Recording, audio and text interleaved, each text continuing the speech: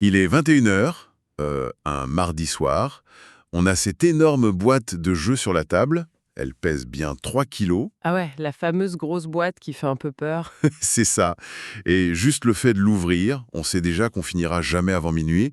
Enfin, l'envie de faire une aventure épique est bien là, mais le temps a juste complètement disparu de nos agendas modernes. Oui, c'est vraiment le syndrome du mardi soir en fait. C'est une frustration énorme partagée par plein de joueurs et ça force toute l'industrie à se réinventer en urgence pour survivre. Eh ben, c'est exactement le point de départ de notre article qu'on vient tout juste de publier.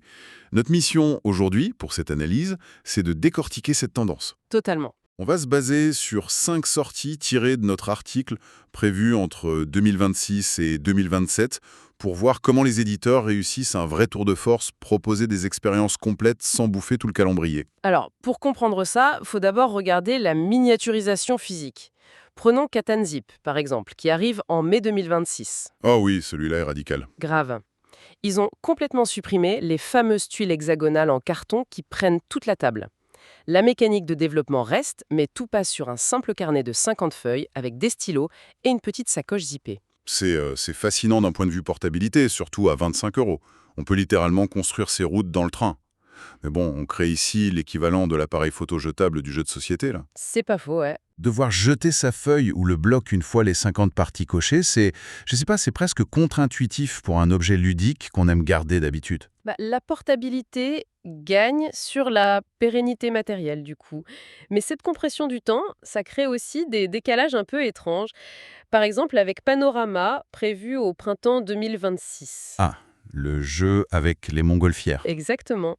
Esthétiquement, c'est magnifique, créé par Jules Messot et illustré par Mélodie Leblond, et on nous vend ça comme une expérience hyper douce de 20 minutes. Sauf que le paradoxe, c'est que la mécanique est étonnamment punitive pour un jeu soi-disant zen. Ah bah oui, pour le coup. Le système utilise une piste d'action où le dernier joue toujours en premier.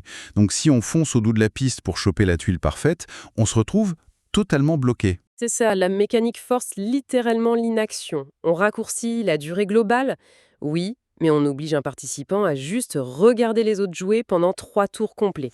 C'est un peu artificiel pour créer de la tension dans un format court, non? Un peu, ouais. C'est le prix à payer pour condenser. Bon, condenser une petite ambiance, on voit bien comment ça marche. Mais l'équation devient vertigineuse pour de la grosse stratégie pure et dure. Surtout avec Simone Luciani qui sort Planète B en juin 2026. Ah oui, un auteur connu pour ses jeux ultra denses qui font fumer le cerveau. Là, il nous propose de la science-fiction écolo avec des abeilles en moins de 30 minutes. Mais comment il fait rentrer un jeu expert dans une demi-heure? Ça paraît impossible. En fait, il supprime tout simplement les temps morts entre les tours. Fini les longues phases de planification dans son coin. Chaque action déclenche des réactions en chaîne immédiate chez les adversaires. D'accord, donc la complexité vient de l'intensité de l'interaction simultanée plus de la longueur du développement. Exactement, c'est une compression mécanique totale. Ça résonne vachement avec l'approche de Gunsen, de Battle for Toshirambo. Ça sort en août 2026 et c'est de la baston de samouraï en 45 minutes chrono. Ouais, là le jeu accélère le rythme en coupant toute l'intro typique des jeux de stratégie. On construit pas son moteur sur la durée. C'est ça, on démarre direct avec des combos dévastateurs pour valider des objectifs sur un vrai éventail physique. C'est un saut direct vers le climax de la bataille en fait. On enlève la montée en puissance pour garder que l'explosion finale. Par contre, là où je tique un peu, c'est le rapport temps-prix. On annonce ce jeu autour de 70 euros pour des parties de 45 minutes.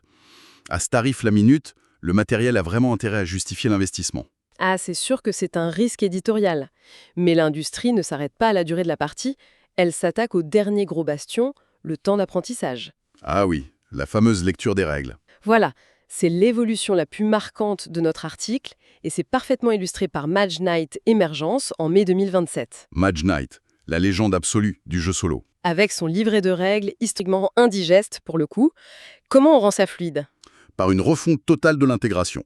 Au lieu de devoir se fader 40 pages de lecture avant de jouer, Emergence utilise des tutoriels entièrement guidés. Un peu comme un jeu vidéo du coup? On apprend en jouant? Tout à fait. Le jeu introduit les mécaniques carte par carte au fil de 3 scénarios. On apprend à se déplacer au tour 1, à combattre au tour 2. Le gros livret disparaît au profit d'une expérience interactive. L'accessibilité immédiate, c'est plus une option, c'est devenu obligatoire, même pour les franchises les plus complexes.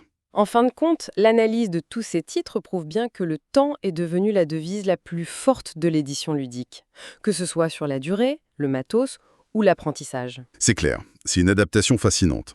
Mais ça ouvre une réflexion inattendue pour finir. Si la norme devient le jeu ultra rapide, consommable, voire jetable comme ce fameux carnet à cocher, que va devenir le marché de l'occasion? Ah, très bonne question. Bah oui, le jeu de société a toujours été un objet qu'on se transmet, qu'on revend, qui a une seconde vie. Si l'expérience devient éphémère et le matériel est usage unique, c'est toute l'économie circulaire de notre loisir qui risque de s'effondrer. C'est vraiment un point à garder en tête la prochaine fois qu'on ouvrira une de ces boîtes pensées pour la vitesse.